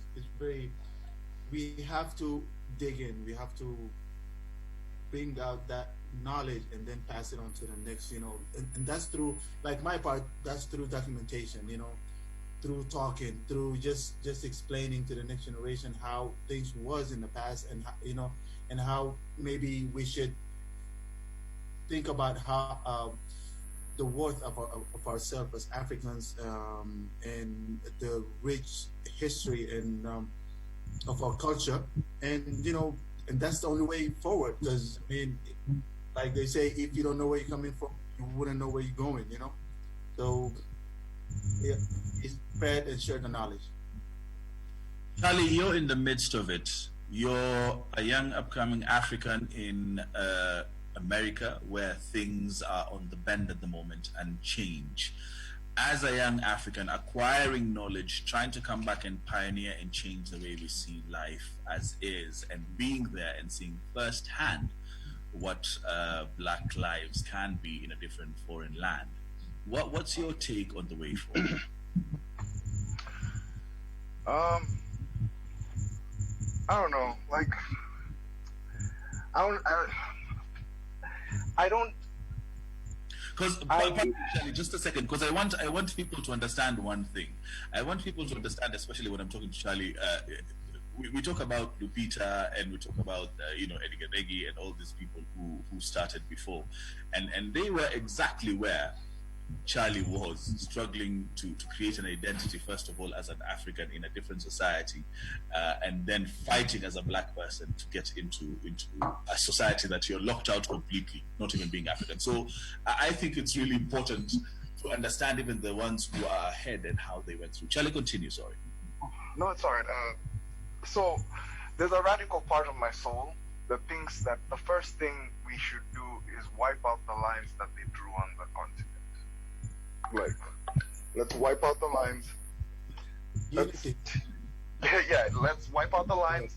Get rid of the political class that is currently running. Let's use East Africa as a template. So Southern Sudan, Uganda, Burundi, Rwanda, Tanzania, Kenya, Somalia, and Somaliland. If they want in, hey, why not? Come on, join in. It's a big party. But I'm like, let's wipe out the lines. Get rid of the political class. Let's start from scratch. And that same part of my radical soul at the same time also just looking at African Americans like, yo, listen, they don't love us anymore, so let's just go home. Yeah. But a more realistic, pragmatic thought process for me would be maybe it does start with education. Let's change how we raise our kids. Let's let them know that there's a world out there where people might treat you different. But that doesn't mean that you as a person have to let them treat you different. You are beautiful, you are educated, you are smart, you have just as much rights as anybody on this earth. Like, treat them that way. But then show them the history. Like, show them send them the websites. I think personally, like John Allan said, Instagram's a great thing because you get to see such black excellence across the African diaspora and across the continent. It's so beautiful to watch. But I think it's very important to share both the good and the bad.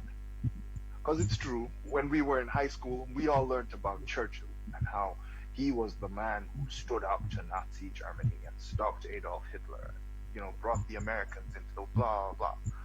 But you also, I don't remember ever learning about how the British government set up gulags during the Mau Mau Rebellion. I never learned that. I had to learn that from reading the book as an adult.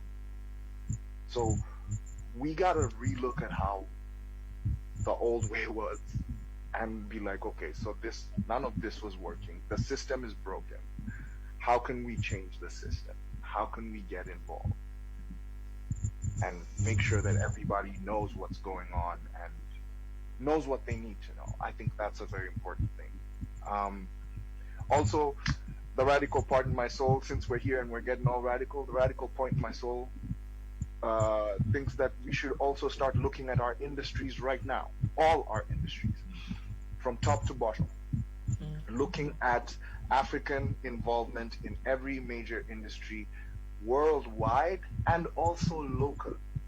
Support your locally run businesses, and even on a national level. I will give you the example. I recently started speaking to a bunch of great guys called Creative Watchdog KE. And they've been tackling a number of issues in the industry, sharing stories, people sharing stories of the trash that they've been put through by producers who have that colonizer oppressor mindset. We'll steal your money, we'll give you your clips, all sorts of stuff. Here's something that baffles me. I must share with everyone because I am baffled.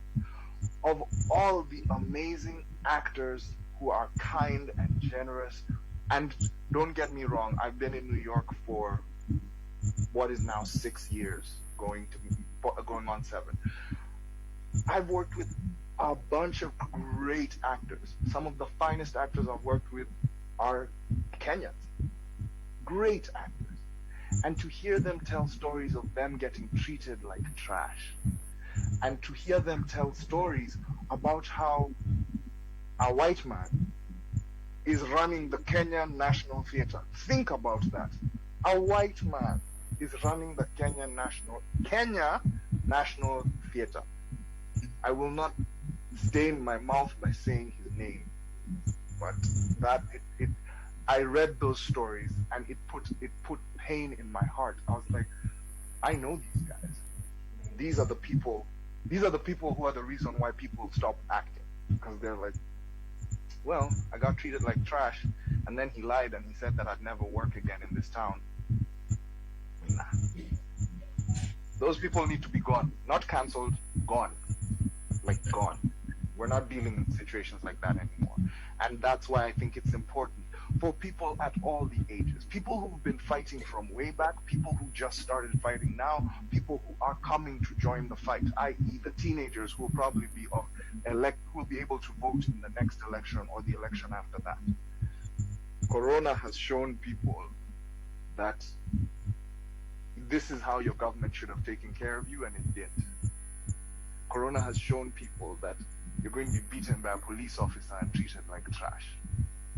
Corona has shown people that they've had enough. This is the moment to step up and say no more. So my advice, learn your laws, learn the law, tell your stories, tell your children, fill your children with that pride and knowledge that their people are here, have been here, will always be here. And then we pray.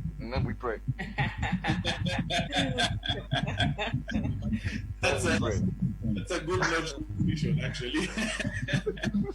But, guys, I can't thank you enough for making time. This is usually a music and talk show.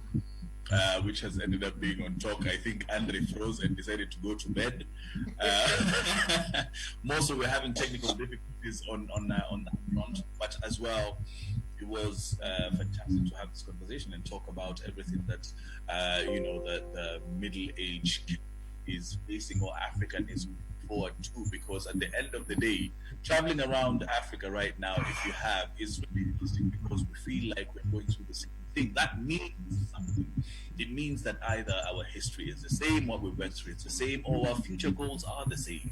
So we need to take the time to understand how we can come together. We do have boundaries, we do have all these things, but all these things are mental. We have a chance to come together, educate the next generation in exactly what they need to do. The times of fighting and throwing stones and whatnot is over.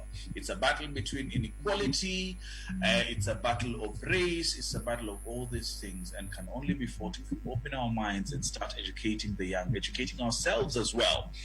There's a notion of black people can't read or don't want to read. I think that's absolutely stupid.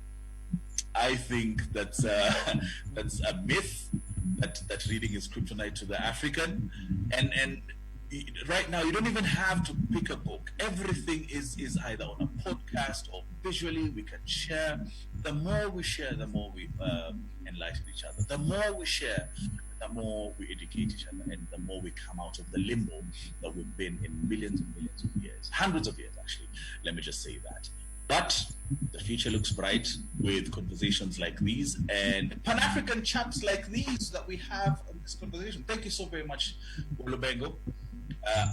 Always a pleasure. Queen of the Bokusu. And of course, you can always catch her here. What are you working on, Laura, as we plug in?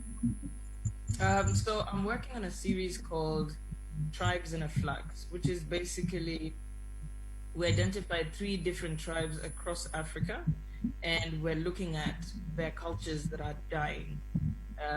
And so we've looked at the Samburu, we've looked at the Berbers in Morocco, and we've looked at the San in Botswana. And the biggest thing that stands out for me is that culture is dying, or culture is changing rather. And there's really nothing you can do about that. But a lot of the challenges they have is teaching young people to be interested in what used to happen before. So I mean, if you check out my Instagram page, or you look at the CG African page, those are the stories that we're telling now. We have faced a lot of what's it called? We have faced a lot of criticism because of the notion of how the story is being told, but the actual story was done by Kenyans, and so it's a very open discussion that we're trying to have on the dying cultures in Africa. And to me, it just spells that whatever culture is whatever your community is. So it is going to change, but you just need to appreciate what was there for and stay true to it. I think that's what I think. Awesome. Parting shots, John. It's been a great conversation. It's been really, really interesting listening to all of you. Just on the subject of books that were speaking about African history, I just picked a few from my shelf. I just wanted. This one would be like really important to read it. So it's called The Destruction of Black Civilization by Chancellor Williams. That's an interesting one. We mentioned Britain's Gulag. So Britain's Gulag, this one I'm currently rereading. So this is also interesting, by Carol Elkins. And the third one, if you like Ta-Nehisi Coates, I really enjoyed The Water Dancer. These are really, and this one is about the Underground Railroad. So it's been dramatized, but it's very, very interesting and very interesting to read. But yeah, I think I just want to say thank you. I'm very humbled to have been part of this conversation. I think that it's interesting that we are having these kinds of conversations. I think that the one thing that I did not say, that I should say, is that in as much as we want to try and educate our people and educate ourselves, educate one another, we also cannot forget that we must, as of necessity, ensure that the leaders that we have are the leaders that we want, and that reflect our greatest aspirations, not the lowest common denominator, which unfortunately is the case in many places, right? Leadership is important, politics is important, and we must engage if we want these things to change. And that's it. Well said, well said. You wouldn't have left without saying something about politics. You'd miss for the people who are watching and listening. Yeah, really, no, really. And Charlie, what are you working on? Oh, dude. So Ready Set Go Race is we did this years ago, but now we finally have like a digitized version. We're gonna be doing that. It's gonna be released June 30th, probably on YouTube. Like I said, it's a satirical minstrel show that tracks the nature of slavery in the colonies from before 1619 all the way through until 2008 when Trump got elected.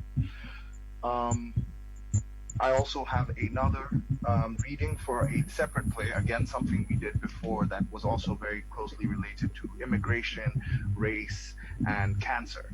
And we're going to be doing that reading over Zoom probably over the next couple of weeks, and just hopefully releasing it by the end of August.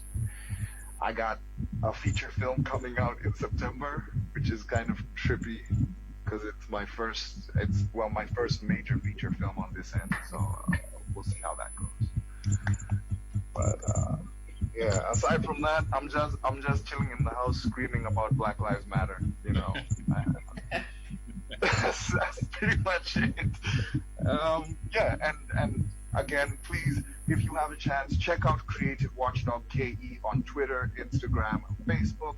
If you haven't already seen it, those horror stories will shake you to the core about the stuff that your artists close to you, the people who tell your story, what they're going through to make their coin.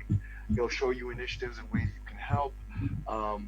I'd like to say a big shout out to John Allan, by the way. I watched this little short clip about Africa Uncensored online, and I was so inspired.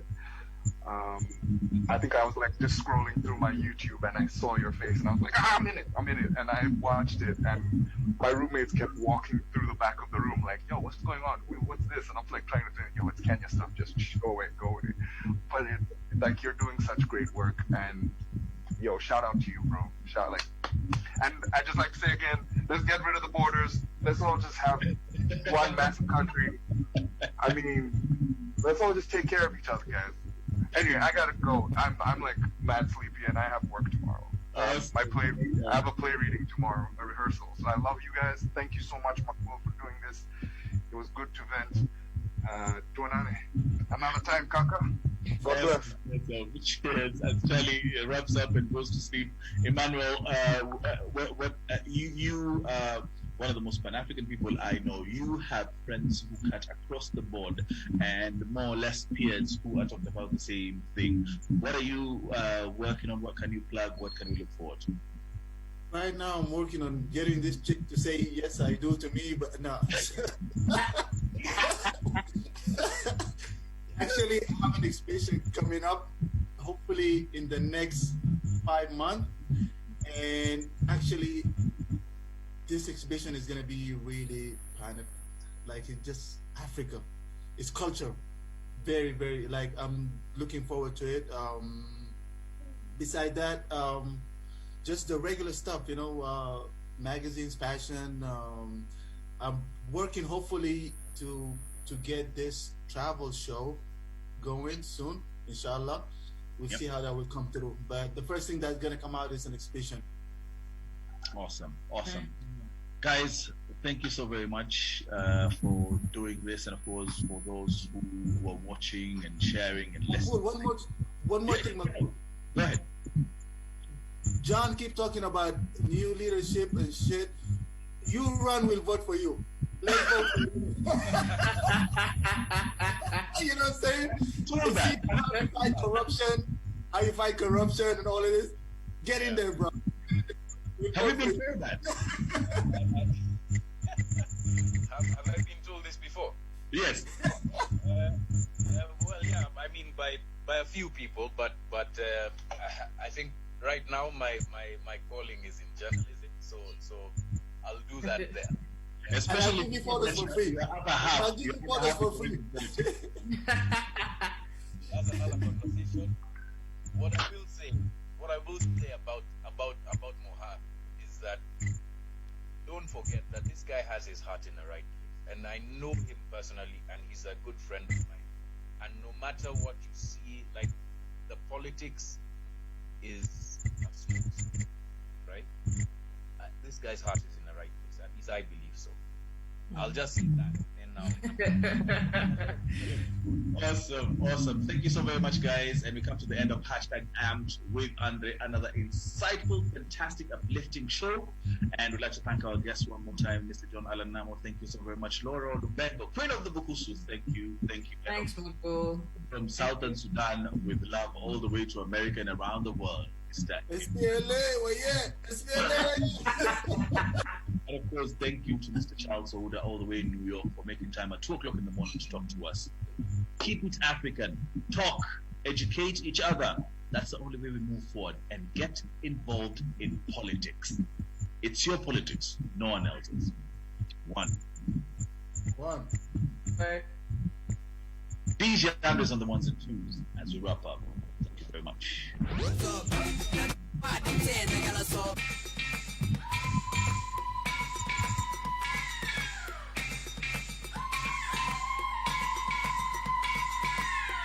Basically, I got beef. I wanna talk to you directly. I can't ignore, I can't escape. And ask cause you affect me. You cripple me, you shackle me, you shatter my whole future in front of me. This energy is killing me. I gotta let it pour like blood soba. Nakiwa ten, nagala soba. Nimkiwa ten, nagala soba. Bikiwa ten, nagala soba. Lumkiwa ten, nagala soba. Nagala soba, nagala soba.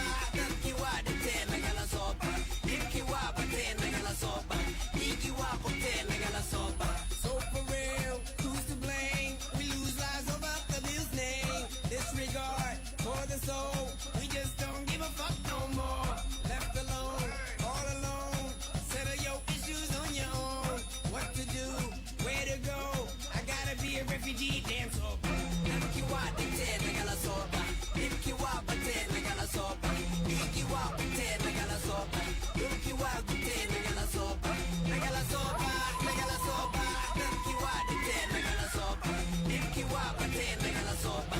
Bikiwa ten, nagala soba. Mogadishu used to be a place where the world would come to see. Jazira, Suguntalida, Wadigle, Iyo Medina, Hargeisa, Wasaso, Bandere.